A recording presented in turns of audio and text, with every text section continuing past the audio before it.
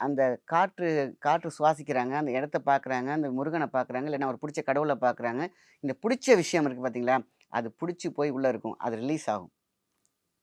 அந்த அவங்களுடைய எண்ணத்த அவங்களே சொல்லிட்ட மாரி ஹேப்பி ஆகும். அந்த உள்ளுக்கான ஒரு சந்தோஷம். அந்த அழகு. அங்க உள்ள இருக்கக்கூடிய அழுக்கு நவுரும் பொழுது, அது கிளியரா அவங்களுக்கு விஷயம் தெரிய ஆரம்பிக்கும். அது ஆனா அவங்களுக்கு என்னன்னே தெரியாது. அந்த அழுகை. சில பேருக்கு வந்து பார்த்தீங்கன்னா, அந்த மூவ்மெண்ட் உடம்பு ஆடும்.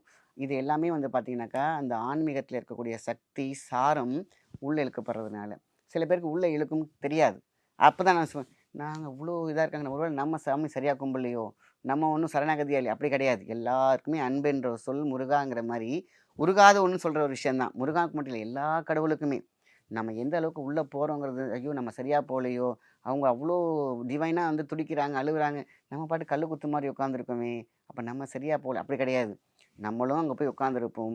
எல்லாமே சரியாக சமசீர் அளவுல இருக்கத்தான் செய்யும்.